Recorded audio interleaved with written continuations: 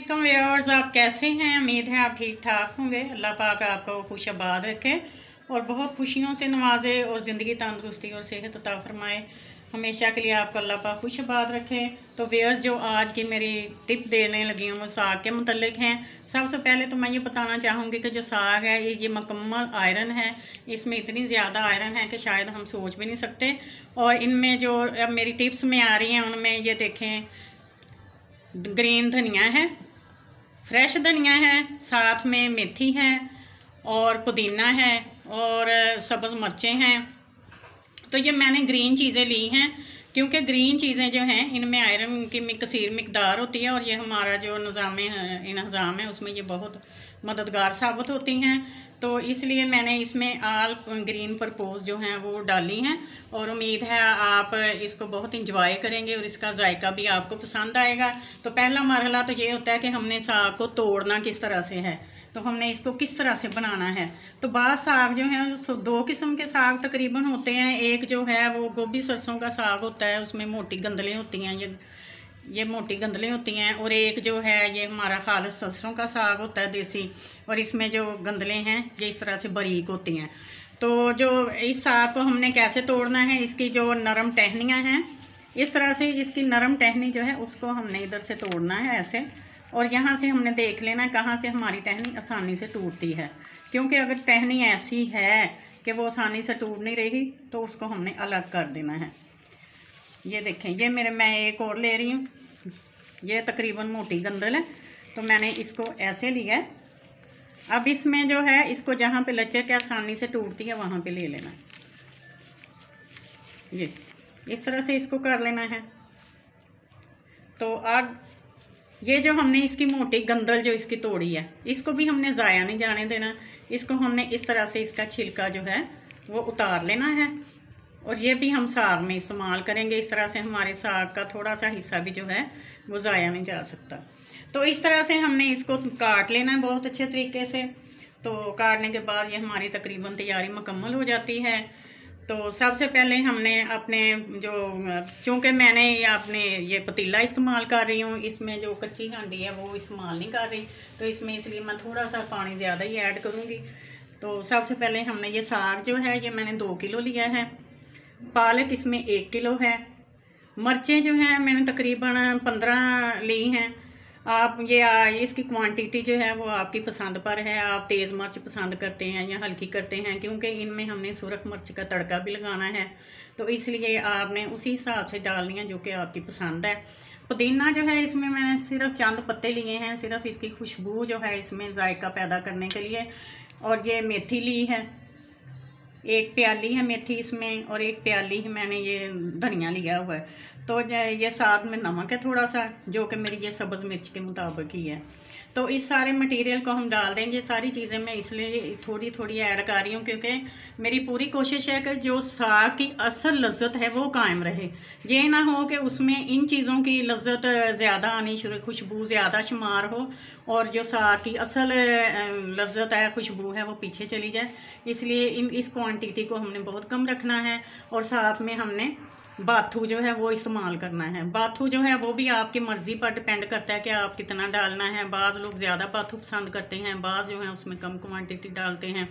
तो पालक जो है वो हम इसलिए डालते हैं कि नंबर 1 तो ये साग को नरम मुलायम कर देती है, और दूसरा हमारा साग, अगर साग को अकेला बनाएं तो साग जो है वो कड़वा बनेगा। अगर जब पालक हम इसमें ऐड कर देंगे तो ये इसमें मिठास पैदा हो जाएगी, तो इसका जायका जो है वो बहुत अच्छा हो जाएगा। तो ये देखें, सबसे पहले हमने इसमें साग जो है उसको ऐड कर लेना है।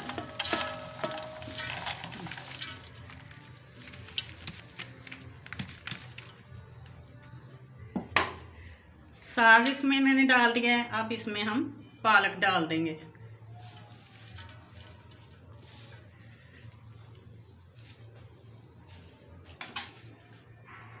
इसके साथ ही हमने इसमें सब्ज़ मिर्चें जो हैं वो डाल देनी है। ये सारी चीज़ों जो हैं ये एक टाइम में ही पकेंगी इस तरह से। सब्ज़ धनिया भी इसमें मैंने डाल दिया है, और ये मेथी जो है इसकी बड़ी अच्छी खुशबू पैदा होती है साग में, बड़ा जायका देती है मेथी जो है, और ये मुकम्मल आयरन है। व्यूअर्स डॉक्टर के पास जाए ना, अक्सर डॉक्टर जो हैं लेडीज डॉक्टर को, उनको मैंने यही कहते सुना है कि आप साग और पालक और कलेजी लें आयरन की कमी पूरी करने के लिए। तो ये बहुत अच्छी चीज़ें हैं। इसमें अब मैंने नमक ऐड कर लेना है, ये मेरी सब्ज़ मिर्चों के मुताबिक ही है, इस तरह से। तो इस तरह से इन सब चीज़ों को ऐड करने के बाद हमने आँच जो है उसको थोड़ी देर के लिए तेज़ करना है, ताकि हमारा जो साग है वो पकना शुरू हो जाए। अब इसमें मैंने ये तकरीबन 2.5 गिलास पानी लिया है। अगर ये मैं कच्ची हांडी में पकाती तो ये तकरीबन इसमें 2 गिलास पानी डालना था। तो इस तरह से व्यूअर्स इन सब चीज़ों को हमने रख के आँच को थोड़ी देर के लिए तेज़ करना है, ताकि इसको हीट जो है मिलनी शुरू हो जाए। जैसे ये हीट अप हो जाएगा तो फिर हमने इसको हल्का कर देना है, और हल्की आंच पर हमने इस साग को तकरीबन 3-4 घंटे जो है वो रखना है। तो इसको अपनी आंच पर ही पकने देना है। पतीले का ढक्कन जो है ऊपर से अच्छी तरह से हमने ढाँप देना ताकि उसकी जो हरारत है वो बाहर ना निकले। तो अच्छी तरह से ढाँपने के बाद इंशाल्लाह ताला 3 घंटे के बाद फिर आपसे मिलते हैं और आपको दिखाते हैं कि हमारा साग जो है वो किस लोकेशन में आया है। तो व्यूअर्स ये देखें, काफ़ी हद तक जो पानी है वो ड्राई हो चुका है, इसमें पानी अब इतना नहीं है, और मेरा साग जो है वो भी गल चुका है। इसमें अब थोड़ा सा पानी जो है लिटिल बिट वो भी खुश्क हो जाएगा। तो इसमें अब जब खुश्क होने के करीब है तो हमने इसमें इस तरह से 1 टेबलस्पून मैंने इसमें बेसन लिया है और 1 टेबलस्पून ही मैंने आटा लिया है, और उसको मैंने तवे पर रखकर रोस्ट कर लिया ताकि कच्चा ना रहे, और उसमें थोड़ा सा पानी मिक्स कर लिया है। अगर इसमें खुश्क आटा डालते तो उससे उसमें ये थे कि कोई उसके ढेले से बन जाते हैं जो कि सही नहीं होते, मुंह में आना शुरू हो जाएंगे। तो इस तरह से आटे को मैंने इस तरह से पानी में हल करके तो ऐसे डाल दिया इसको।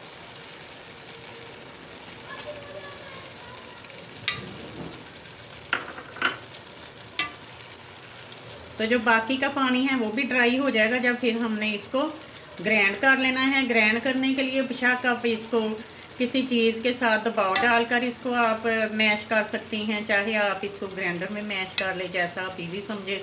तो ग्राइंड करने के बाद फिर मैं आपको बताती हूँ कि इसको मैंने तड़का किन चीज़ों से लगाना है। वो मेरी ख़ास टिप है जो मैं आपको देने लगी हूँ, और उससे ही साग जो है इतना मज़ेदार बनता है कि बस आपको लज्जत ही आ जाएगी जब आप खाएँगे। तो अब इसको मैं आपको तड़का लगा के फिर बताऊँगी ग्राइंड करने के बाद। तो व्यूअर्स ये देखें, मैंने ग्रीन चिल्ली जो है सब्ज़ मिर्चें वो पीस के रख ली हैं। ये तड़के का सामान है, साथ में ये सब्ज़ धनिया है फ्रेश, और साथ में ये सब्ज़ लहसुन है फ्रेश ही है, और इसके साथ अदरक लहसुन का पेस्ट है, और साथ में नमक है। इन चीज़ों ये जो मिर्चें हैं इनके मुताबिक ये नमक डाला हुआ है, और ये जो मक्खन है जो कि हम इस पर गार्निशिंग के लिए इस्तेमाल करेंगे। तो इस तरह से हमने सबसे पहले जो है इसमें हमने अदरक लहसुन का पेस्ट जो है वो फ्राई करना है थोड़ा सा। व्यूअर्स मेरी कोशिश यही होती है कि हम ना इस तरह से पकाएं साग को कि इसमें टच जो है ना वो खालिस साग का ही रहे। ये रेसिपी जो है ना, ये टिप्स मुझे मेरे बुज़ुर्गों ने दी हुई हैं, और माशाल्लाह से इतना टेस्टी साग बनता है कि आप जब खाएंगे तो फिर आप खुद ही कहेंगे कि वाकई किसी ने सच कहा था। तो इसके लिए ये पहले हमने अदरक और लहसुन का पेस्ट जो है इसको हमने थोड़ा सा ब्राउन करना है, गोल्डन कर लेना है, इसको कतरे गोल्डन करना है। ये जैसे ही थोड़ा सा गोल्डन हो जाए तो इसमें हमने फिर ये ग्रीन जो लहसुन का आटा है वो डाल देना।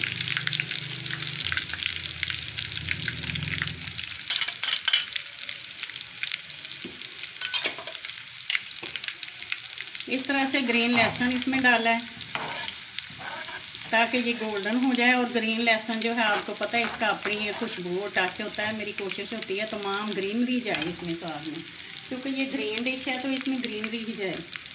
ये थोड़ा सी चीज़ें हमारी फ्राई हो चुकी हैं, अब हम इसमें जो सब्ज़ मिर्च है उसको फ्राई कर लेंगे।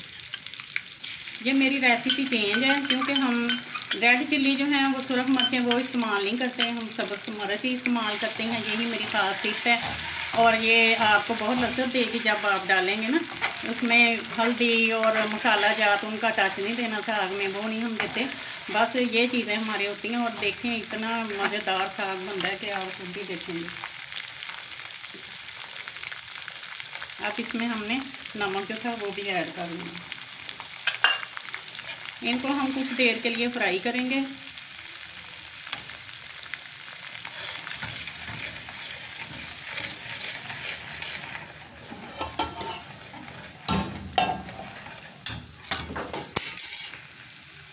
और इसको हमने जो हमारा साग है इस पर इसका तड़का डाल दें। ये देखिए कितना प्यारा लग रहा है और खुशबू भी इतनी प्यारी आ रही है कि अलग सी टेस्ट है इसका। और इस पर हमने गार्निशिंग के लिए जो धनिया रखा हुआ था वो डाल देना।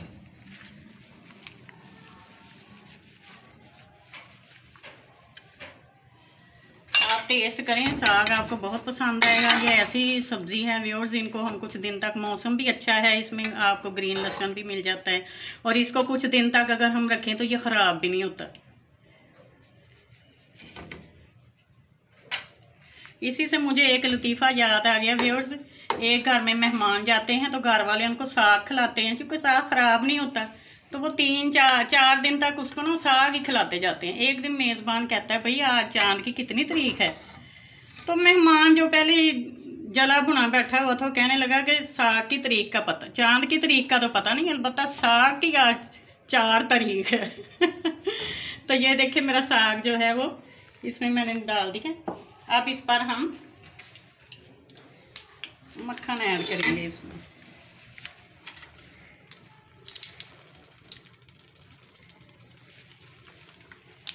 जी हो गया। तो व्यूअर्स मैंने इसके लिए ये देखें लस्सी है जिस पर मक्खन तैयार है, जो पराठे पर जाएगी।